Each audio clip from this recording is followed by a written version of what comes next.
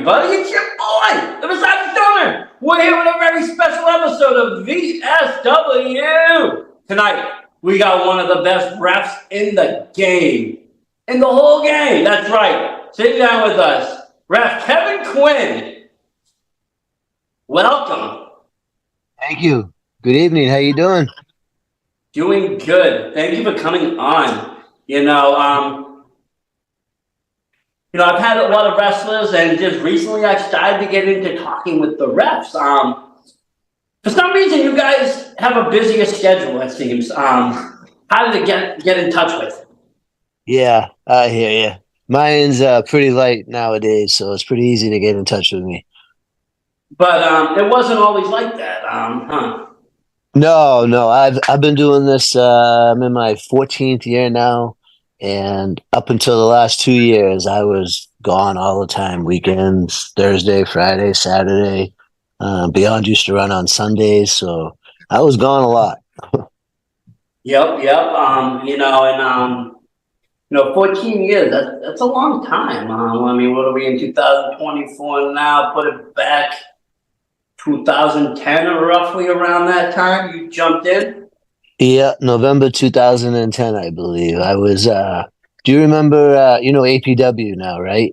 Yep. It used to be called Wrestling Star Wars before APW. Okay. And I would go as a fan with my son and my friend, and I was going for the longest time, and I started to do a little bit of security, and the next thing you know, I'm in the ring doing a street fight. And that's how I got into it. That's awesome. So did you like you said, you were, attending as a fan. Obviously, you got into it a little bit later. Some of these kids get into it 16, 17. You were already into your adulthood at this time. I was 45. Okay. So, but honestly, you can laugh. People can laugh at that. But age, nowadays in wrestling, that's not a bad age. That's workable. Like, you think about it, Hogan didn't even, do good until he was, in his 40s. People don't realize that. It's maturity too. When you're in the business for a while, you learn the business and you learn how to handle yourself and you learn how to act and, all that good stuff. And I've been lucky, man. I've been blessed. I've been around a lot of great people that have guided me, down the roads, and I've been a lucky guy. Yeah, definitely. And it's just inspiring to always, like I said, to kind of talk to people that kind of jumped into it a little bit older because, I do get those questions all the time. People are like, I wish I could be part of it somehow, some way, whatever it is. And, they get hung up on that age part. I'm like, well, you can work within your own limits and you can kind of, cater it to yourself. You have that maturity, like you said, the maturity comes with it. When you're a young kid, you might want to just, take everything on and you want to go over your head. As you get older, you kind of realize what's in your range and you kind of just hone in on that. Yeah, I agree. So 2010, you're a fan, like you said, you started to get into it. Did you end up going to a school to learn? Well, I did, and I just realized that I just started a question without you even asking. So sorry about that. I did. What happened is once I started reffing with at Wrestling Star Wars. I did the street fight, and then I did some matches up there. Then I ended up doing a couple other matches someplace else, and I got another booking. Now all of a sudden, people are getting upset with me. Like, who the hell is this guy? And he doesn't go to a wrestling school. He's not in the business. And I knew Jason Rumble from years ago in the gym. So I knew that he had a wrestling school, and I called him up. And, next thing you know, I'm down there, and him and Bo Douglas. Bo Douglas basically taught me all the ins and outs when I was young. I owe a lot of everything that I am and the ref I am. A lot of it is Bo Douglas. He taught me a lot, man. He's a knowledgeable guy. The old saying, Bo knows, isn't just there for a reason. It's, he's been around a long time and he knows a lot of stuff. He really does, and his methods and style, is just producing star after star after star. Everybody I keep bringing on here, where we started, bell time. People like Alec Price and Channing Thomas and, these are the kids right now that are on the scene destroying it. Yeah, and they're two of And the they best started right there underdog. too. Yep. Yeah. And even the females, you got people like Becca. She started at Belltime. Yep. She did, and then she ended up over at New England Pro Wrestling Academy, and Another great school. Between those two, New England is just a solid base for wrestling. yep, I couldn't agree more, man. I couldn't agree more. So, you made this legit now. You went into the school because I just know the industry and stuff. They start seeing a guy and they're going to start asking credentials and sooner or later you can only get so far with, I work with this one and that one. And eventually they want to just know, where were you? But yeah, so you got it solidified and then your career even flourished more, I take it. You started to get into other, Yep. promotions. Yeah, I started. I started at Beyond Wrestling. I started at a taping at the New England Pro Wrestling Academy, and I ended up leaving that day with two brand new bookings. Beyond Wrestling was one of them, and then Limitless Wrestling was the other one because Randy Carver was the ring announcer for the taping. So Yep. after about 5 or 6 matches, he goes, "Hey, my name's Randy. Randy, I own a promotion in Maine. I'd love to have you come up." And I worked for him for a few years, and I was with Beyond for man a long time. I think over 10 years. I've ref some of the biggest wrestling matches in its history. Um, yeah, some of those shows at the Fat Music Hall in Rhode Island were just insane, man. The Oh, vibe, yeah. and And you were I there from know the that. beginning. You were saying during the tapings, that's their early days. So, they Yeah, become even such a giant. And then you had, Randy there, and I always will say this, the top two companies in New England, well, first I'll say is Beyond and then it will be Limitless. And that's just by sheer numbers alone. But not only that, just the heritage, the matches, what's produced, what it looks like, and what Yep, goes into it. It's just phenomenal wrestling. Not that everybody else isn't good, but they shine. And yep, to be part of both, that's pretty amazing. And like you it say, is. because you're repping guys, and at the time, if I'm taking it back, Randy had MJF up there. Yep, I You was the know, first. I was the first one to raise the Limitless heavyweight title. see, that's history right there. It And is. what a title. Anybody that's won that is always just on somewhere good. Yeah, yeah. That's a Randy has a great promotion up there. I don't work up there anymore. He went to some student reps that work at the dojo and other things, so that's all good and all well and good. Beyond, I'm not there anymore either. Unfortunately, I work for Chaotic now, and Chaotic is has the history and the nostalgia in New England like no other company. We got our biggest show coming up this Friday. If I got off track there, I'm sorry. You can put me right back on.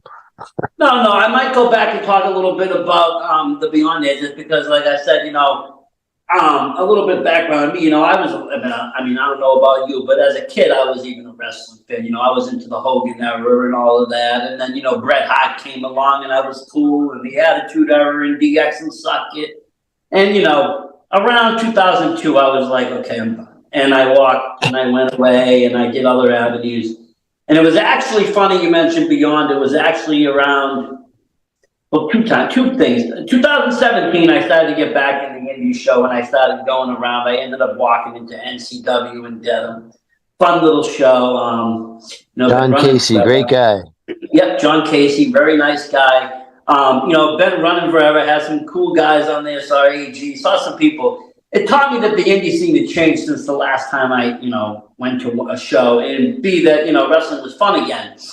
And then my next show I would go to would actually be a little bit later on. I would start to get into Beyond, and I went to their Please Come Back show that they first did in over at the stadium there. Yep. And I was just blown away and mesmerized by that. And that was like 2019. And then 2020, they did the BC dub came on, and then everything got shut down, as you know. Yeah. Yep. But how was it though? Like you said, you were kind of there at the beginning of Beyond, kind of watching it transform. I'm working every Sunday. You had some of their biggest names. How was it working, with that talent, kind of starting out and just working with great talent?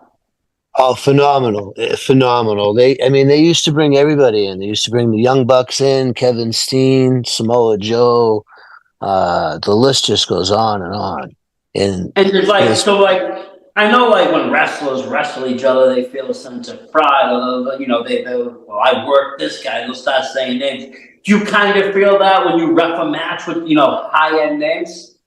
oh, of course. Yeah, absolutely. It's a privilege to be in there, first of all, right?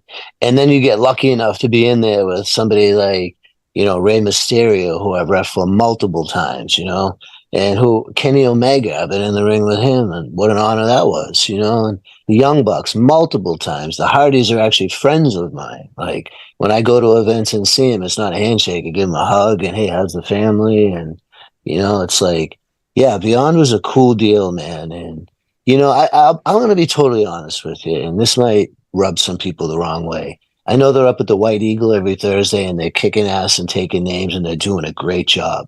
But the vibe at the White Eagle versus the vibe at the Fet, I'm sorry, it doesn't compare.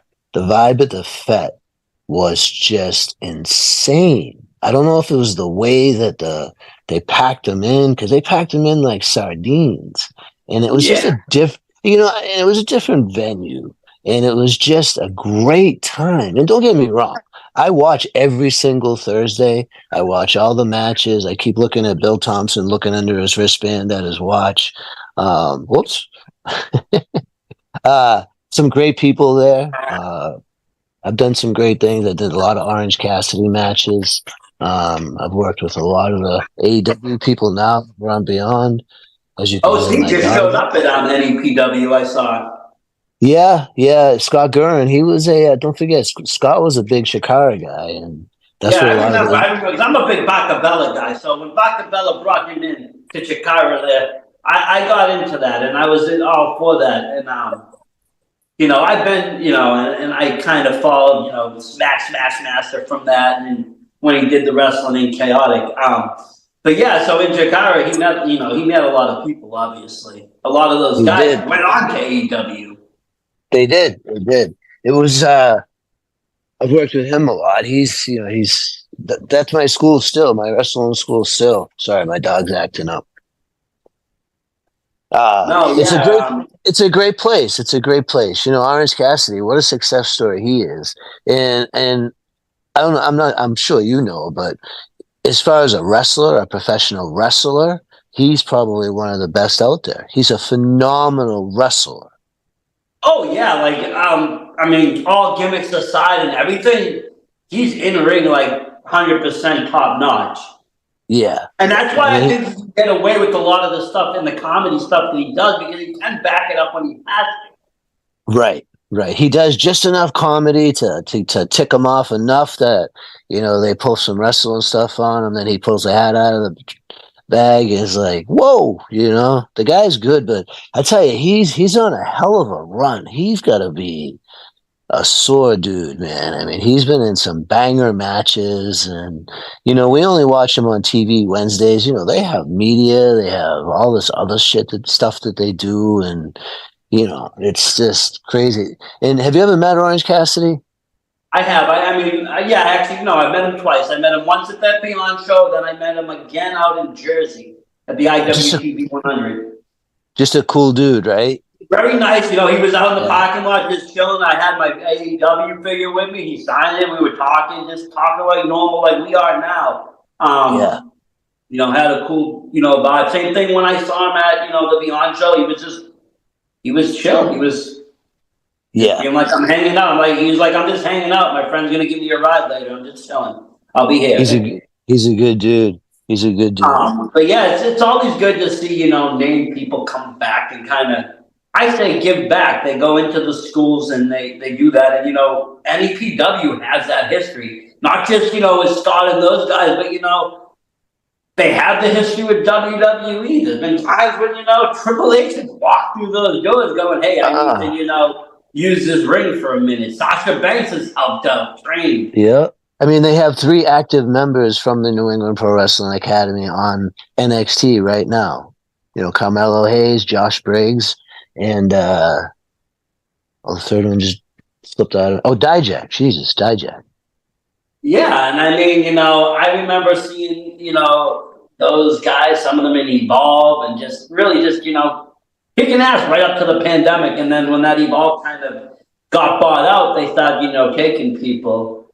And they've all done really well on there and on the programming. I'm a big fan of Carmelo Hayes. I think, he's one of those guys that really kind of pushes the limit. Talk about another limitless champion going somewhere again, another one. Yep. Yep.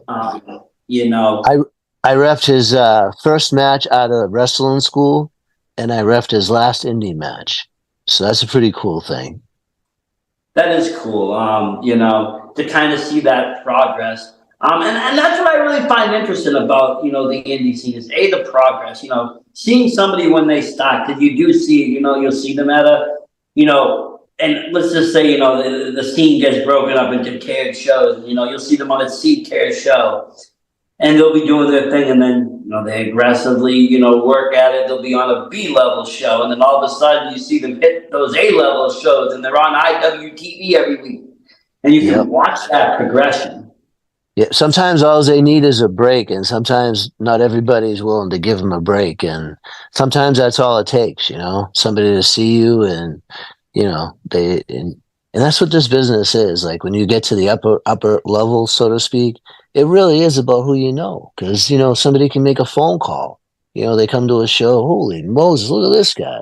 Make a phone call, and the next thing you know, the guy's got a try guy or girl. You never know. They have a tryout. It's true. It's true. I mean, as much as I can say exposure helps, and it does. Being obviously IWTV is great exposure. People across the nation and wherever can watch indie wrestling.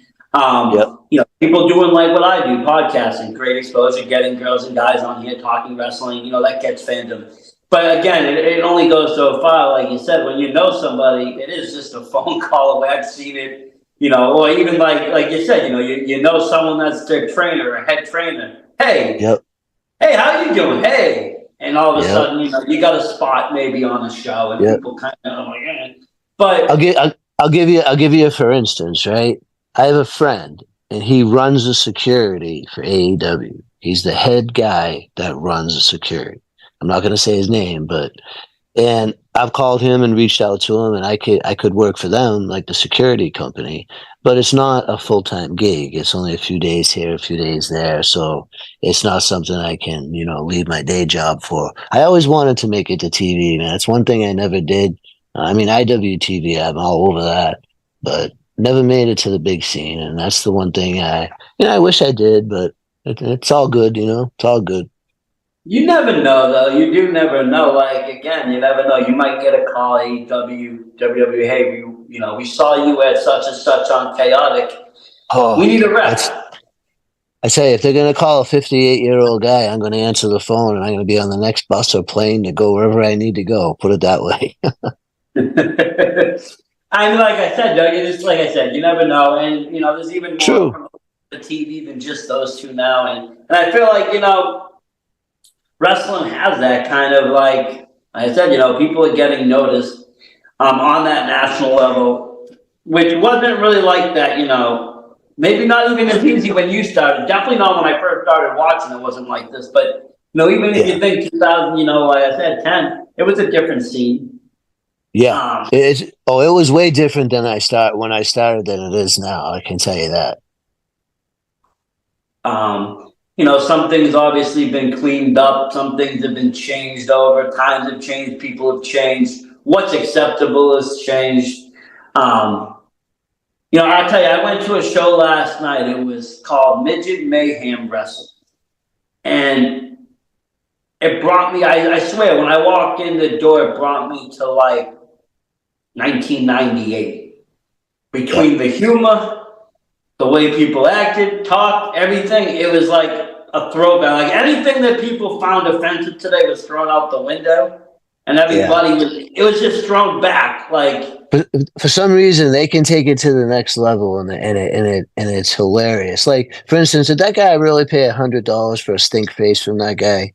Actually, to be honest with you, I think it was $200, and it was cash money. His friend I saw the clip. Paid for it. His friend threw up $200 in the ring, and the kid just sat down.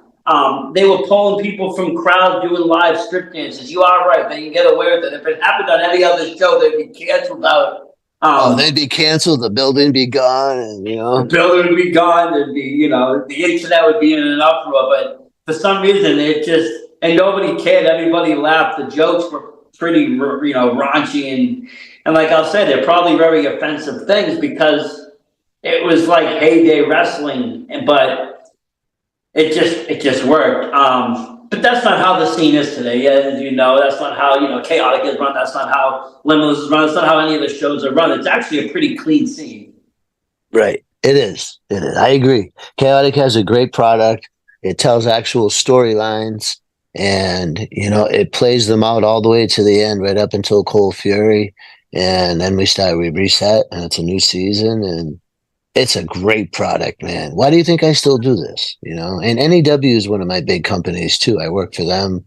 They're coming back. They'll be running again April 27th down in Danbury, Connecticut. Then again, the next show, I don't know after that, but they have another show in July. Yeah, NEW is good too. They're another one. They're another one that gets top star talent, like really good names. I don't know how Mike does it, but whenever they get released from the WWE, he's the first one to get them. I saw them get Cody Rhodes. I've seen them get Mick Foley. I've seen them get so many people over there. The only thing I don't like, I'll say this, is they don't allow camera phones. They don't allow videoing, and I do like to do a lot of videoing. But yeah, they don't only because it's a really good product. I actually own a few. I've been to one, and I own a few of their DVDs. I bought them during the pandemic because, they had all the, I went to one show with Fryer, and I started to see the names, and I started to, backtrack a little bit. And, some of the names that were on there before, this was around the time that AEW had started. So you had these guys in like a between zone. And they were getting people like Cody and stuff. So I bought a bunch of their DVDs, and I started watching them in 2020, and I was just blown away because it really is top-notch wrestling. They had NEW had the first ever Young Bucks Hardys match.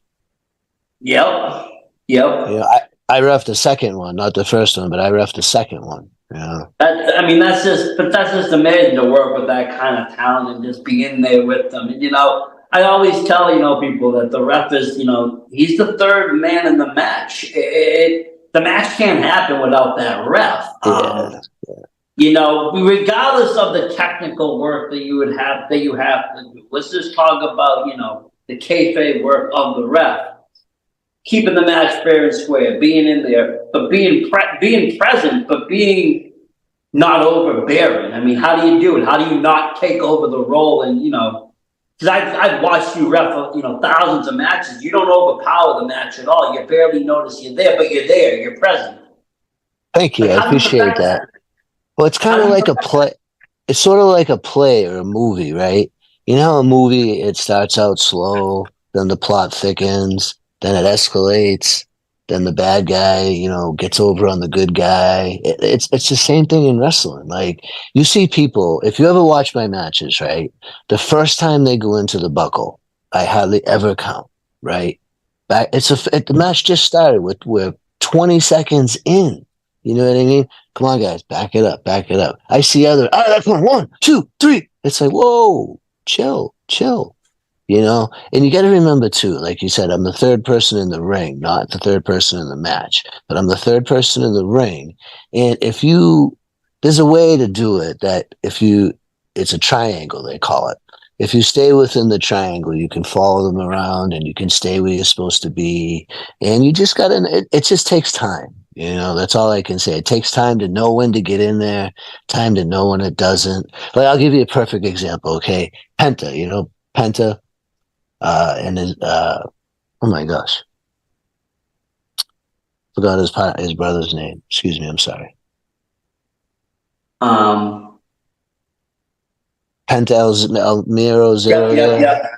So I did a match with him and Rey Mysterio, right? Now that's a huge match, right?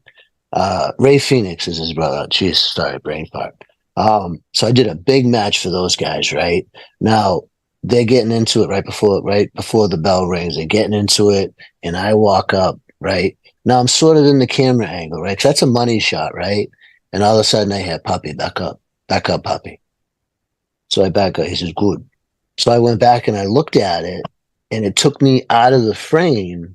So there was just them. You know what I'm saying? So now when I do these matches, I think of things like that in the beginning of a match when it's a huge match.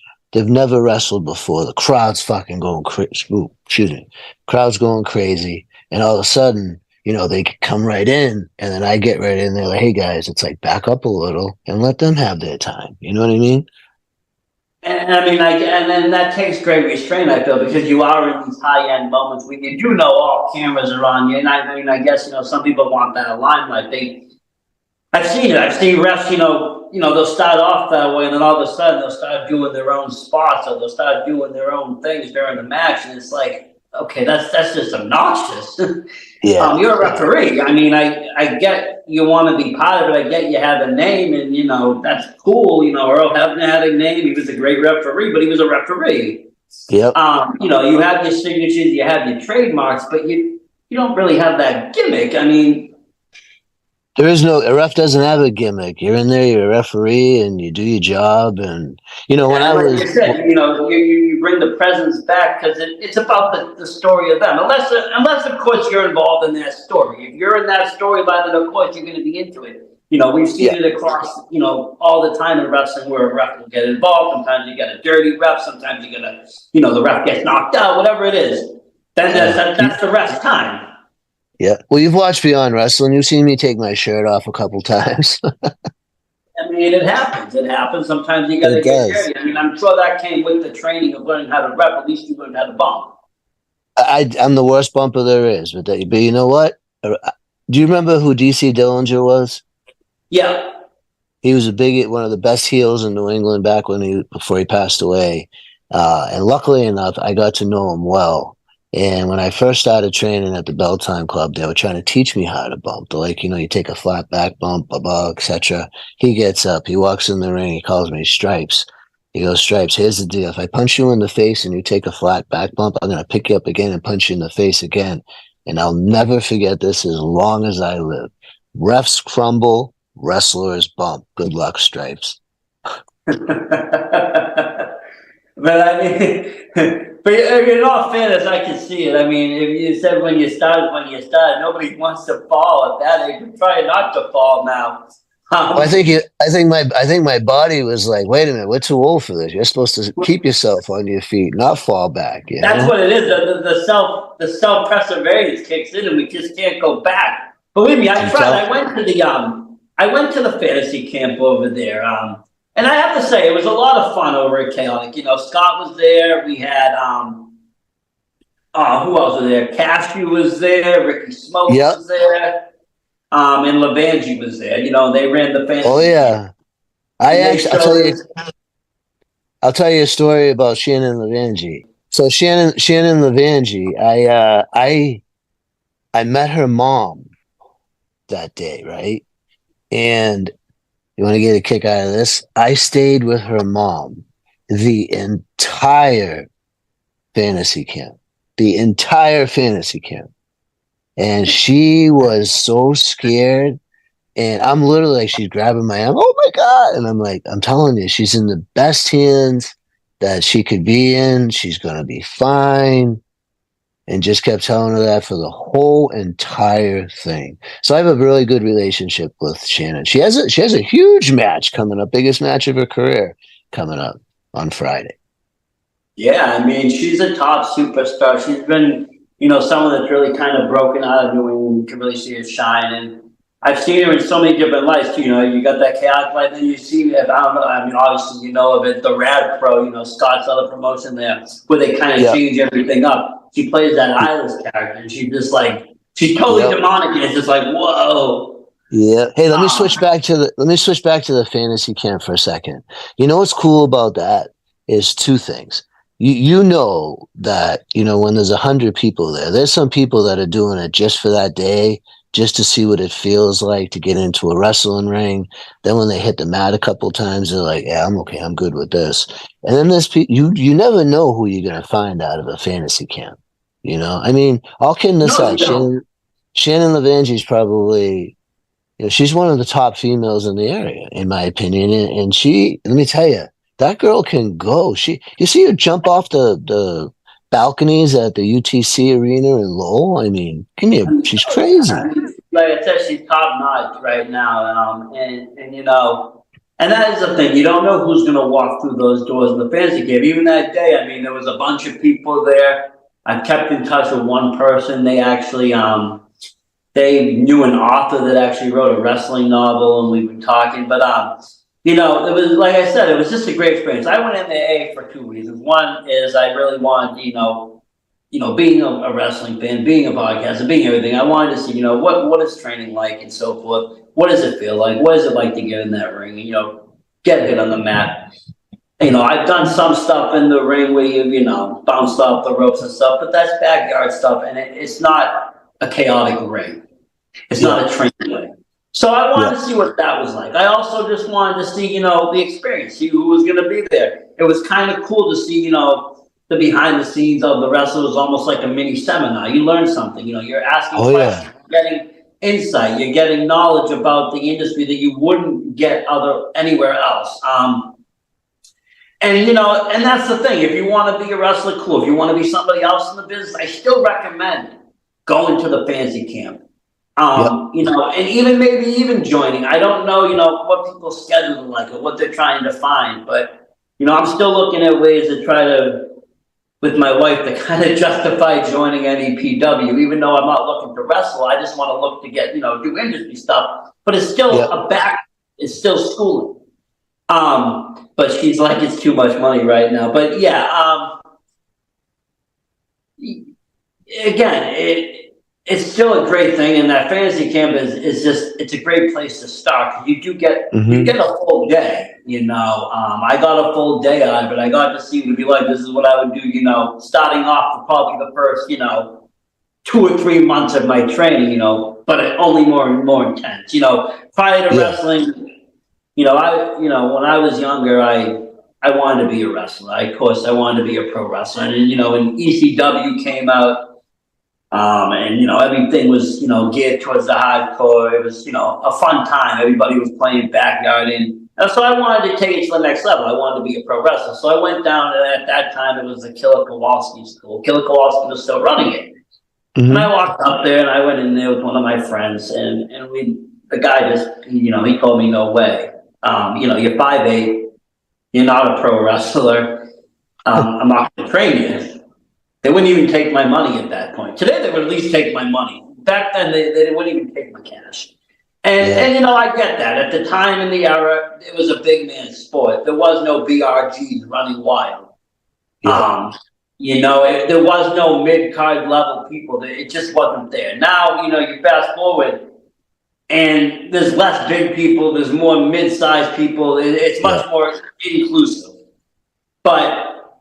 So I ended up going a different route. I went the amateur boxing route. I did that for a couple of years. And, I think of it as almost the same training. You're training almost 1,000 hours for, about 6 or 7 minutes worth of whatever.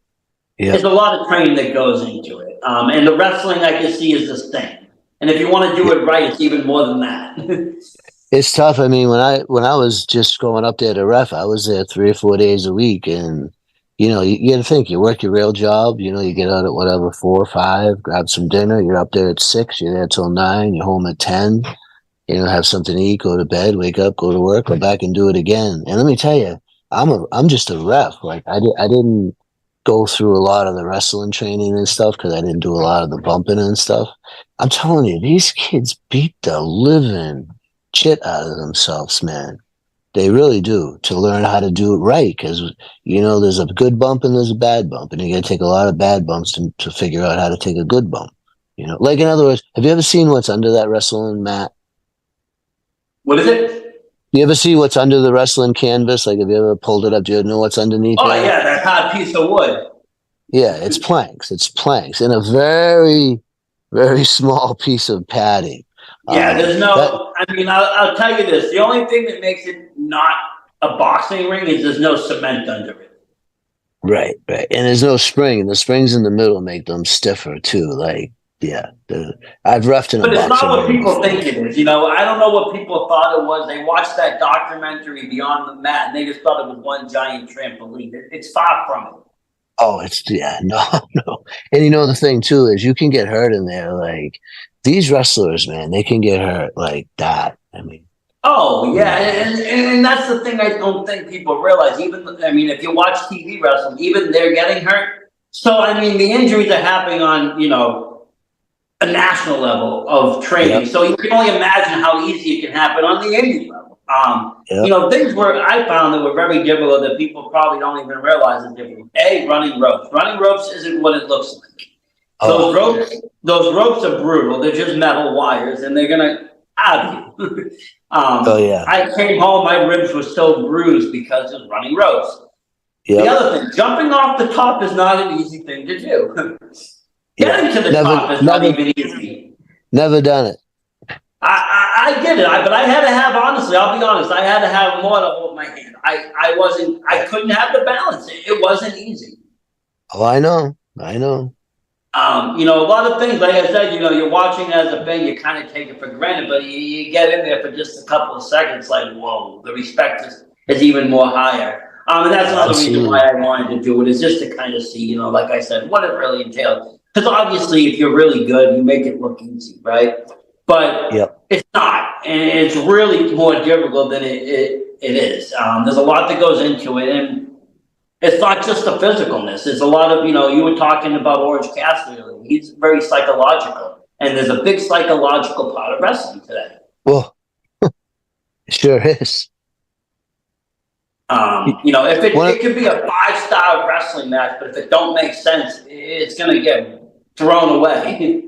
Yep. I think there's two things that are so much different now than when I first started. When I first started, the guys were bigger, and they sold more. Like they knew how to sell better. These young kids, like they do all these flip moves, like super kick, move, then double down. Like no, like what the heck?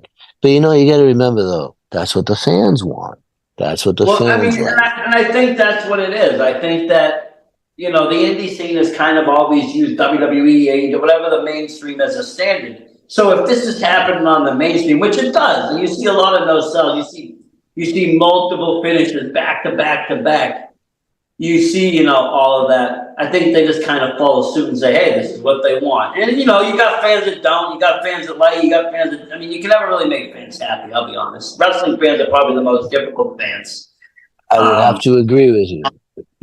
They're never happy. They're never sad. They can get what they want, and then they'll find a way to ruin it right at the last minute. Isn't that the truth? For 3 years, not for nothing, everybody's been screaming, let's let The Rock versus Roman. Let's let The Rock versus Roman. Everybody's begging for it. They said it's going to happen in LA. It finally starts to happen, and they found a way to ruin it. Yeah, that'll happen eventually because he'll be the one that cost him the title, I'm sure. Oh, I'm sure, but it's just so funny. Like I said, 3 years, everybody's streaming it, and then all of a sudden, it's like everybody's against it. It's just like, imagine if every business in America was run this way and they listened to the fans that hard. I tell you, man, I that's one thing when you're in the business as long as I have been.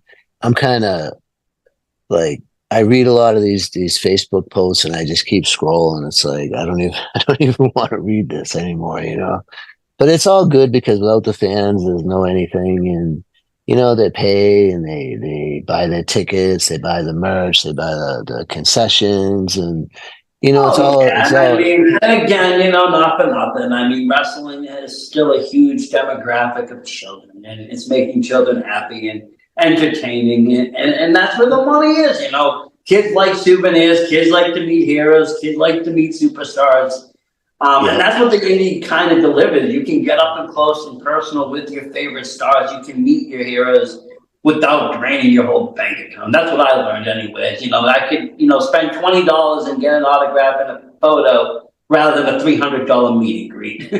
Yeah. That's what I got to tell you though. NEW does some really big meet and greets when they bring all these stars in. It's my favorite time, like in wrestling. I really enjoy it. Some fans are overbearing and they just don't listen and they don't get it, but that's okay. They're just so excited. There's two things that slow all these lines down. They never have their money ready and they never have their phones ready because they're so starstruck when they get up there. It's like, hey, do you have your phone? Oh, my wife has it. She's over there. And it's like, oh my, But then you get those guys, or one or two guys who have like the 6 magazines, 2 figures, 5 books. Oh yeah, one autograph card he needs signed from '85, and he'll have them all with him. He'll take up like 20 minutes. He'll keep throwing over the extra 50 too. Let me tell you something. I see some of these wrestling fans drop some money at these things, man. Like, whoo, but it's the wrestling fans are committed. The ones who are real wrestling fans, and they follow who they follow, and it's just listening to some of them is just sometimes it's like it's interesting, but I get ticked off when it's like, oh, it's fake. It's not fake. Like it's choreographed and it's predetermined. We all know that. But as far as like the physicality part of it, if you want to think it's fake, like you think that, but go to wrestling school. Go to the fantasy camp. You'll learn very fast. Yeah, I mean, they hit each other. Do they hit each other full force? Of course not. Not here. No, I say that because Japan's strong style is totally different. I heard they use full force strikes, just the submissions are different. But it strikes to the safe parts of the body, like yeah, the chest, no one's the coming to kill somebody. But you're gonna, whether you slap me in the stomach or you slap me in the face, I'm still gonna feel a slap and I'm still gonna have a mark. Yeah. The problem is I think it all starts with what wrestling schools these kids go to and how they're trained. But I mean, there's a bunch of wrestling schools around in the area. And there's some good trainers out there, but it's like some of these kids, it's like, all right, slow down. Like Bo taught me, like, I don't really give any feedback, like after a match or during a match, so to speak, because I'm not a wrestler. But sometimes if I'm in there with kids I know and stuff, and they're just going like a mile a minute, just everything is too fast and nobody can keep up. It's like, slow down, put them in a hold or something like that. It's all communication. And that's the only way that it works properly is because you got to remember that's a live performance, right? And that's why like live performances, like you go to one play, it's okay. You go to another play and you just knock your socks off. You're talking about it for days. That's how wrestling matches are. Some matches are good. Some matches are great. Some matches are just phenomenal. Then there's some matches where it's like, is this over? Is this going to be over soon? But it takes a lot of factors to get it to that level. Hey, you got to have the right fan base. Right fan base has to be in attendance. 2020 taught us a lot of things. Without fans, wrestling's not the same. You need that energy. You need to feed off that energy. You need that adaptive work. Where's the crowd going? You need the right timing of the night. Sometimes matches are great, but they're at the wrong place. People aren't even in their seat yet. Yep. Sometimes, not for nothing, sometimes you'll have shows where like you'll have the one up, they're great superstars, they're coming from, another promotion, major superstar, but they want to leave real fast, so they'll do the first match and they're out. Well, half the crowd hasn't even got there yet. Yeah. Those kinds of things. But when the stars are all aligned right, you'll get a match. It's like, oh my God, what did we just witness? Yep. I agree with you. I totally agree with you. I've been in a lot of those matches, and I have the best seat in the house. I'm in the middle. I'm in the ring. It's like it's a great thing that we get to do, and it's I got to meet Kane, not at this New England Fan Fest, at the last New England Fan Fest. And I actually got to talk to him for, a second or two. And I went over in his ear and I said, hey, thank you for everything that you've done. You make it able for me to be able to ref on the weekends, and he really appreciated that, Like I got to work with Barry Horowitz. Like, remember him? Yeah. Oh, yeah. I got to work with him for a whole fan fest. It was really cool, One of my favorite people in wrestling is Jerry the King Lawler.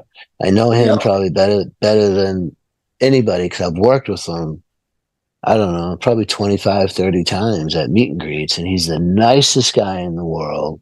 And it's just great things to do. That's why the meet and greets are so much fun. Like getting to Oh, see yeah. somebody, getting to see somebody meet someone that they've always wanted to meet. And then there's a fine line too. Like, do you let them stay there for 2 minutes? Do you let them stay there for 3 minutes? Like, you got to know when to when there's a line of 200 people, like you can't just leave them there. You know what I'm saying? You gotta move them Oh, along. yeah. And I mean, it's I've so, been through so a few myself. I've seen like Sasha Banks. I've seen, some other guys and girls. Cricket puts on sometimes when WWE comes to town. They'll have them, and they're free, but there's a long line. I paid for some. Mick Foley out at GCW. That was a wild time. He was out there. I've yet to gone to like an actual WrestleCon though. I'm afraid though. I heard you're gonna lose like a couple bank accounts. yeah, There's I've, just so I've much to do and buy and see and just I've done a couple of I've done a WrestleCon and I've done a couple of Starcast, and I said to myself, I'm glad that I am working this because you can drop some, yeah, you can drop some serious, and they do it. They do. I did the last Starcast. It was really cool, and these people drop some money. and I mean but that's the passion and that's the hobby and I'll never knock that because I mean I'm an avid wrestling fan. I've spent some serious money on the industry, whether it's been t-shirt collecting and merch buying or whether it's been figure hunting and collecting. I've dropped some stupid money on old figures, new figures, collectibles. Yeah, it's Um, easy to do. It's it's easy to very easy do. to get caught up in to do, and then you get into this momentum. You got to collect them all, and you need the whole set, and then a second set comes out. And I was going crazy when those AEW figures first came out because some of the people, like I said, I knew them. I've seen them locally. When you start seeing, Orange Cassidy and Sammy Guevara and all these guys and girls, you've seen kind of local or they're close by and they're in figure form. It's like, oh, now I can get them signed, and it becomes this whole rage. But Yep. that's the thing. Wrestling is so versatile. There's so much involved. It's not just show after show. There is those meet and greet moments, the merch moments, the collectors Yep. moments. Hmm. There's something in wrestling. I always say there's something in there for everybody because there is. It's very subjective. There's so much in there that you can take or leave. People just don't know how to leave. I feel like people soak everything in, and you're not supposed to. You're supposed to kind of just take what you want. Yep. That's how I look at it. That's why I don't really talk negative about anything because I don't watch it. I won't watch it. If I don't like it, I won't watch it. If I don't support it, I won't watch it. I Yep. won't waste the time. I don't find clout in the negative. Some people do. Some people it works for them. Some people can grab great numbers by ripping, televised wrestling apart. They can, Hmm. botch after botch, and they can draw great numbers on their channel. I'm just not one of those people. I just can't do it. And I don't feel like it's fair to do on the indie scene because those girls and guys bust their asses and accidents happen. You know what I mean? Yep. Sometimes if I have IWTV, so I watch a lot of wrestling. Sometimes if I watch a show that, like, say, is not that good, I actually sometimes enjoy it because I watch it and I'm like, makes me really respect even more like the companies that I work for and the wrestlers that I work for. And it's like, oh man, you got to Well, I mean, remember yeah, too, like I said, I mean, New every, England's creme de la creme. You're talking even from Connecticut to Maine, it's top notch wrestling. oh Um, yeah, and I'll say that over, there's a lot of good wrestling across the country. IWTV will show you that. California, Texas, all over the place. But there's just something about the East Coast vibe. I don't know if it's because WWF headquarters was up there. I don't know if it's just the training, Killer Kowalski School, all that, the heritage lines. Something about New England, it just shines hard for wrestling. yeah. I think you hit on a lot of the pieces of it. What you said, yeah. Killer Kowalski School had a lot to do with it, and the wrestling coming up when I was first coming in watching as a fan. I was at NECW all the time, and they had some great shows. All those, and a lot of those guys went places too. They really did. Like I said, a lot of people in New England have moved around and have made it, and still making it.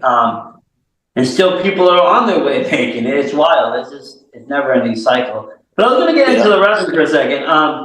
It's gotta be kind of, at some points, kind of scary though, when you see, you said you're in the mix, you're in the best seat, but at the same time, you're watching this, things happen. Sometimes it might probably even look slow-mo, and your job is to go over there, make sure the dude's still breathing. Do you ever get nervous? Shit ain't right? I've had a couple situations that have been a little bit scary, but you can't panic. You can't panic. And a lot of it has been with the people that have been in there with me. Like I went through an injury situation at Chaotic a few shows ago, but I had JT in there with me, and I had Chase Del Monte in my earpiece. So between the two of them, we figured it all out, and we got the match where it needed to be.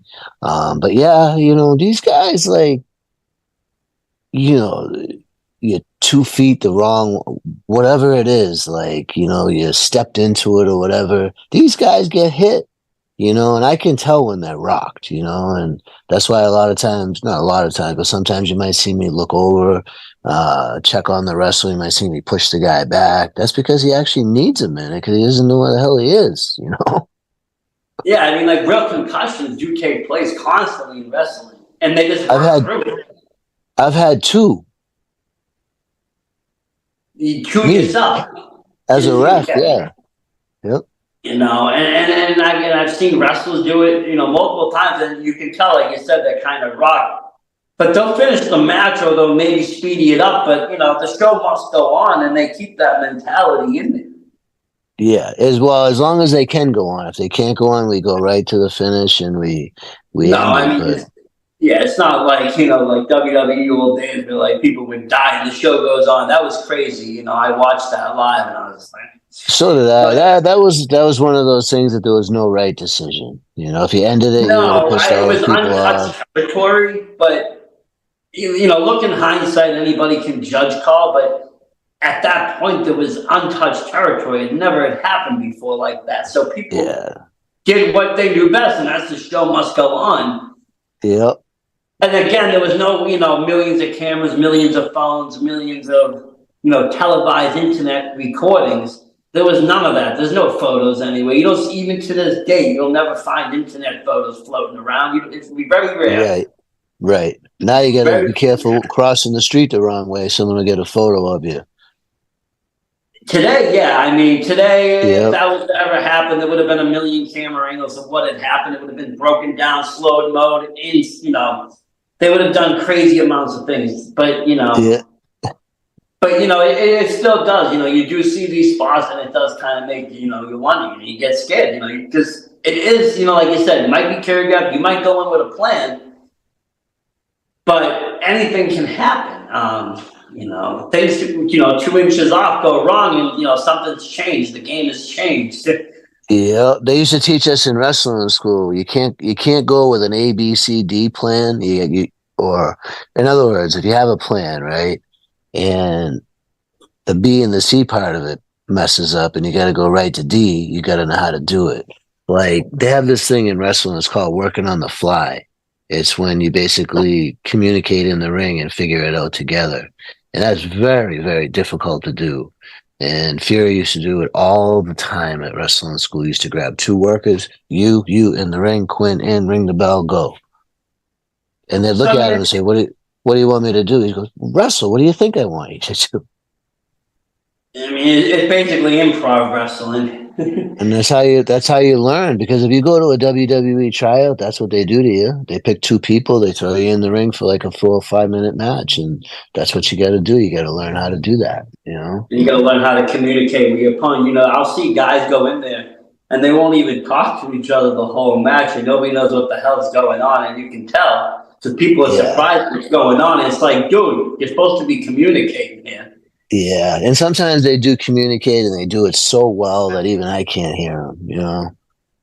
Some do, yeah, but I'm talking guys that legitimately they don't think they need to communicate. They can just really do it all on the fly without talking. It's like, you don't know what the hell's going on. Yeah, you got to communicate. Communication makes everything work. But yeah, I mean, but like I said, like the ref, a very important part. It keeps the match in order, but it also, it keeps a gauge on it, you Yep. get to see things that they don't see, because they're in it, they're going at it, but you're kind of seeing that third person view. You're seeing what's going on outside. You're seeing the crowds, timekeepers. You're seeing, everything that's going on, the whole scene. And so with that, the whole picture can kind of be told, like, again, with good communication. I don't, you must be a ventriloquist. I've never seen your lips move, but you do good. Thank you. I appreciate it. I work hard on I've it. been to a lot of reps. 21 was probably my heaviest year. I was all over the place. I was going, 3-4 shows a week, Jersey, back and forth to Maine to Jersey, here and there. And I saw a lot of matches. I saw a lot of reps. I saw a lot of things. Some people, I could hear them calling the match.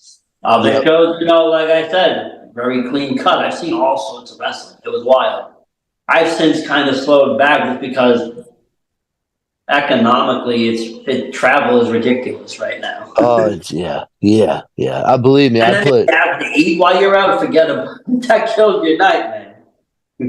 I put almost 200,000 miles on my last car, and most of it was from wrestling. I burnt out a whole SUV from basically going show to show. Like I said, I'd be going to Maine on a Saturday or Friday, and I was driving to Jersey on the Saturday up at Ridgefield Park or wherever. It was just back and forth constantly. Chaotic at that point. Chaotic was running, I think, 3 shows a month almost. Right. So I was trying to hit all of those in between, NCW, Proving Ground, Beyond, Limitless, and all the other ones that were running. I was even going all the way up to Camp Leapfrog. Mm-hmm. You think Sasha Banks is going to be at AEW tonight? She might be. Yeah. I mean, she has to go somewhere. I don't think she can do it alone on the indie scene, but I think she's been gone a long time. What's it been, like about 2 years now? Something like that. Yeah. I don't know though. AEW seems to be able to get these guys and girls over there and change them up a bit. Well, they got that big checkbook, They got that big checkbook. But I mean, can it be that much bigger than WWE or TKO at this point? I mean, I think here's what I see. They have a lot of talented people. But they have too many people. They can't do consistent storylines because they have too many wrestlers. They have so many wrestlers. They had to buy another company just to put some of them over there. See, I mean, I like AEW. I watched it come up. My opinion on it, I think it's just a really big, very well put together indie scene. I mean, in a lot of ways, they grab these guys and girls, and then these guys and girls in turn grab their friends, which is great. It's who right? Yeah. But now you have all these wrestlers, and where do we put them? Where are we using them? You got guys like Brian Cage that weren't even being used, Yeah. Why he never made it any bigger? He's on TV, so he's made it pretty big. But there's a guy that's a monster, man. I've referenced him multiple times. If you've ever, my favorite thing is the Kill City Club. If you ever watched that, it's on Luke Roberts' movie. He made a movie. Yeah. Hey, excuse me 1 second. Hey, excuse me. If you want to know if Mercedes is on AEW, she's opening up the show. So there's the answer. There it is. Yep. She's back. I just blew kayfabe in case anybody's. Oops. Oh well. But yeah, him in that movie, he really, portrayed himself well as being that machine. I was just mesmerized by it. I kind of followed that movie. It kind of reiterated me to, do more in wrestling again because it brought out something. It brought out creativity that, sometimes, unfortunately, with New England the way it is, it can get stagnant. It can get a little stagnant when you go into multiple shows because you got the same talent. Well, yeah. It's because there's too many shows too close together. So you'll see a guy Friday night wrestle a guy, then you'll go 40 miles north or west or whatever the case is, and you'll see the same guy wrestle the same guy in a different promotion. You know, all the Yeah, I they're mean, it's all they're all interchangeable, if you will. You know. they are, and it, it's cool for a while, but then sometimes it just kind of gets a little dull. So it kind of happens. So, but then I saw that, and again, it broke me out, kind of like the Rad Pro, where it's people acting different. Whenever I see a wrestler kind of play a different role, it always intrigues me because they are good. To me, wrestlers are perfect actors. They're their own stuntman and performer. They come Yep. all in one package. Yep. You know, so when you see them, kind of play a different role, it's like, wow, I never, knew they had that depth in them. Because you've always, if they're playing, a heel for their whole life, and you see them play this, very charismatic babyface, like, wow, I didn't know they had that range. Yep.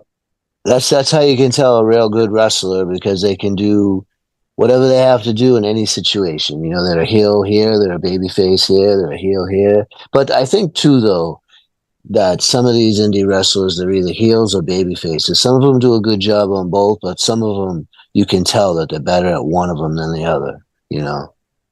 Yeah, definitely, But sometimes, honestly, the fans will turn you. Like, I mean, look at Alec Price. He started off as a heel, horrible, hated everybody, and the fans just kind of pushed him into that face role.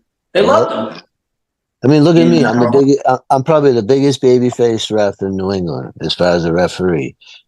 But what would happen if I slapped Rich Palladino? You think I get some heat? You might have a little bit. You know what I mean? Rich is actually one of my closest friends. I'd never do that, but I'm just saying, what would I have to do to?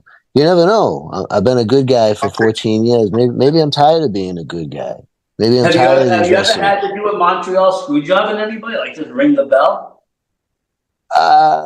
No, because no, like just stop a match like that. No, I don't think so. Have you ever gone to the Earth Show to kind of make someone lose and be like, screw them?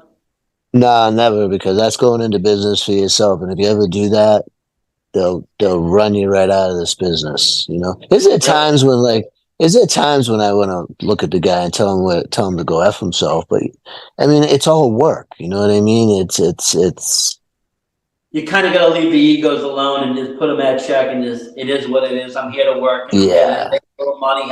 Well, I mean, there's a fine line too. You can interact with them and still have some fun with it.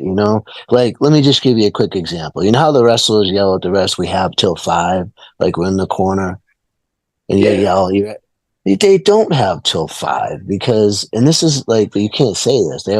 I'll be at 4 and they back it up out of that corner. They're like, I have till 5.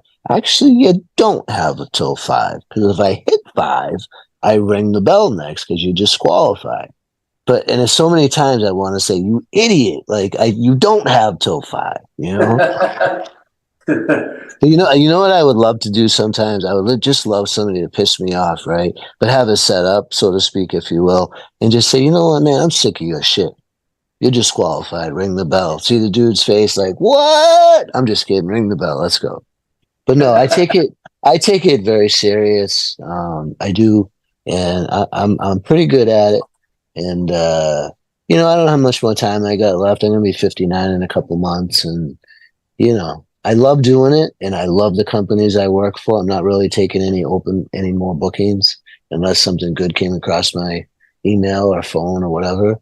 NEW is going to keep me busy. Chaotic keeps me busy, and it's what I need to keep me happy. And I watch Beyond Wrestling Open every Thursday. I watch all the WWE shows, AEW shows. So I got plenty of wrestling in my life, Gotta love it. And getting ready now, for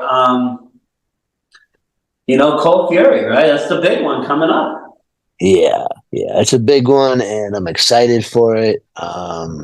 What's the main event gonna be? It's JT Dunn versus Danny Miles for the heavyweight title. Wow, and who would ever thought, that the unit would break like that? They were so dominant. Yeah, and if JT wins, he'll be the first time four-time chaotic heavyweight champ. You know, he's underrated, honestly. He's another one. Why isn't he in the mix? Why isn't he with Carmelo Hayes? Yeah, I wish I could tell you the answer, but I asked myself the same thing. I mean, And you my know, no matter favorite. which way he goes, you know, if he's bad, he's the guy you love to hate. You want to just, And when he's Yep. good, you want him to win and succeed and cheer. He's very, versatile. You do wonder, why hasn't he gotten that break? Because he is really good. You know, he's one of the top in New England. People forget. Yeah, and he's even better when he's in there with somebody that's better than him. Brings out the best in him. The guy can go, man. I've been in Dijak's my all-time favorite wrestler to ref for, and that's the first time I'm actually saying that. And JT, I've been in the ring with more than anybody else, like because I've been in all the same promotions as him for my whole career, so I've ref a lot of times for him. You know, that's phenomenal, though. I can't wait for that. You know, it's going to be good. It's going to be good. And again, for the folks that aren't going, you can watch that on Twitch. I'm a big Twitch guy, so I always catch it on Twitch if I don't Yeah, get out. But the cool thing about Twitch, I learned last year that if you have the Amazon Prime, you can get a free subscription. So I always try to subscribe to Chaos, and then you go back and watch the older shows. yeah, yep. It's good stuff, man. Twitch is good. Frankie does a good job at keeping that up and running. You know, it's a good promotion. They have a good camera crew. They have a good sound guy. They have a good production. They You do a guys great can come to job. my own hometown. I can't complain. When I get wrestling in my backyard in Watertown, I will not complain. You know what I mean? You Yeah, know, yeah, and that's what I talked to Chase. He was like, I want to try to get shows. You know, here he was doing the Lexington, he did Tewksbury, Watertown, Lowell, and just kind of getting into every kind of market where so people didn't have to drive 2 hours to see wrestling. They could go in their own backyard or 15 minutes down the road, and yeah. you would still get a good quality show. And it's nice. I like it. It's very chaotic is, different. You got a lot of New England wrestling, and then you got chaotic. I look at it. And I only say that because chaotic will have a lot of matches. It's the one promotion that will have a lot of matches that other promotions won't have because they don't have a lot of the same time because they will use a lot of their in-house first. Yep, And some of those in-house won't go to other promotions. yep, yep. I know what you're saying. They You do a good know, job because we have roughly 6, 7, sometimes 8. No, usually not 8, but 7 matches on a show. It's perfect. It goes a little over 2 hours. It's just enough time. You're not, in there for having a 4 or 5, 6 hour show like other companies and burning them out no, after that's two too long. hours. Too Yeah, long. It's all run in a very good time frame. I'll give it that. And like I said, it's part of New England wrestling. It has the heritage. It's there. You can still find it there. You still yeah, watch the training and see the heritage, shine through. And just you sure like I said, can. just seeing the AEW guys stopping by, that's big. That's showing even the biggest companies still have eyes on schools and on students and on what's going on locally. Oh yeah, Gabe Sapolsky lives around here, and he's pretty much looking at people from all the wrestling schools and promotions and stuff, So, and that's the other thing too. Like you get something shared on Twitch, you get something shared on Twitter. You never know who's gonna see it. You never know who's gonna reach out to you. You never know. You never know. You don't, honestly. My first video that I, posted that took off, when my YouTube was very little at the time, it was the last taping you guys did when in 2021, and Chaotic was just coming back, but it was at the school, and I have the video of it was Ricky Smokes versus Becca. Gave an amazing performance, and at the end, Becca beat him with the bridge. Oh right, I remember that. And I uploaded it up, and all of a sudden it hit to the 1 million range, 2 million range. All of a sudden it was up to 10 million views. And, everyone's like, who's this? Who's this? Who's this person? I'm like, this is amazing because this is what I wanted, more eyes and ears. You got 10 million views on a video? Oh, yeah. That video has over 10 million views right now sitting on my YouTube. No kidding. Yeah. That's the other thing with Beyond is you got so much YouTube exposure. They have over 3.5 million, I think, subscribers, if I'm not Yeah, mistaken. he's got that platinum plaque. I mean, congrats. That's kudos. YouTube is a great tool if you know how to work it, and they clearly do. And then there's another one that got me kind of inspired in YouTube because I did see, when I went to that BC Dub show, they were showing off that at that point they had just hit 1 million. And that just goes to show you in 3 years, they picked up over 2 million people. But, they got that plaque and they were doing the honor, and then the guy attacked Drew and Swoggle came out. It was wild time. But yeah, that video from Chaotic, that's what started all. It got like 10 million something odd views. And then another JT Dunn and Ace Ramiro got up there as well. I had some JD Drake video that took off at 15 million. You just never know. You never know what's going to take off, what people want to, watch, and who's going to see it. Yeah. Yeah. And Very that's true. That's what's fun about it. And that's, again, why I opened the podcast. I was going to all these shows, and they were great shows, great wrestling. But I felt like it wasn't being talked enough about. It was cool. The people at the arena were happy, and but the arenas weren't filled with thousands of people. You got 100, a couple hundred, right? Yeah.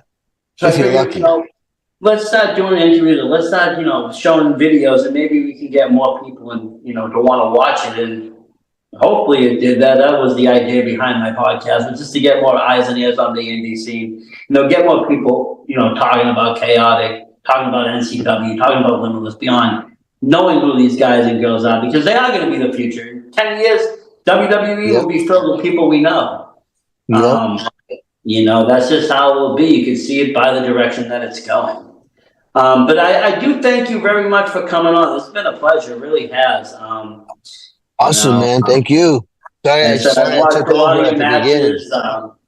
And hopefully I can watch. I'm going to get to see a lot more. I'm looking forward to Cold Fury and what comes up with that. And you said you got some NEW coming back as well? Yeah, April 27th, back in Danbury, Connecticut. I forget, it's not at a regular location. It's at a different school. But if you go on to northeastwrestling.com, you can find all the information. This is my doggy. Very good. And how can people find you if they want to follow you?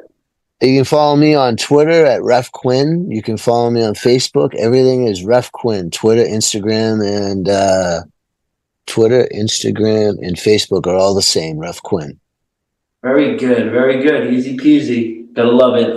Keep it also, unified. A lot of people have different names on different platforms. I'm never gonna find you. You gotta keep it unified.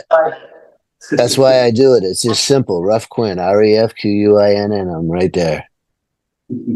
Thank you very much. And like I said, it's been an honor. Can't wait to see you. Thank you. Thank you. I appreciate your time. Thanks again. And thank you, everybody at home, for watching. This has been a great episode of VSW Podcast. And as always, support indie wrestling.